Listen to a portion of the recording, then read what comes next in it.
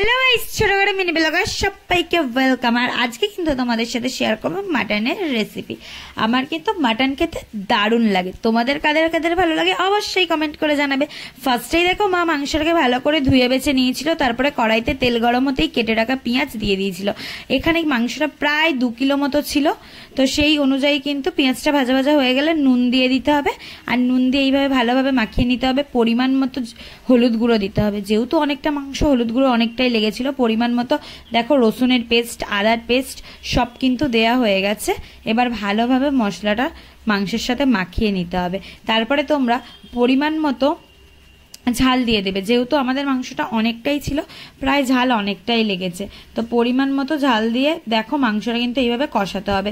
দেখো কত সুন্দর তেল ছেড়ে দিয়েছে, আর কষানো কিন্তু প্রায় হয়ে এসছে। দেখো ভালো করে কষিয়ে নিচ্ছিলাম। আর মা কিন্তু এখানে প্লেন জল ঢালেনি, উষ্ণ গরম জল ঢেলেছে। তোমরাও গরম জল ঢালার চেষ্টা করবে, কারণ খাসির মাংস তো ঠান্ডা জল না ঢেলে গরম জল দিয়ে কষার চেষ্টা করবে। তারপরে দেখো গরম জলটা ঢালা হয়ে গেছে। জলটা ফুটে উঠলেই কিন্তু প্রেশার কুকারের মধ্যে এটা দিয়ে দিচ্ছিল। প্রেশার কুকারের মধ্যে দিয়ে ভালো করে এটাকে ঢাকা দিয়ে রাখতে হবে। অন্তত 5টা 6টা সিটি পড়লে এইটাকে নামিয়ে নিতে হবে।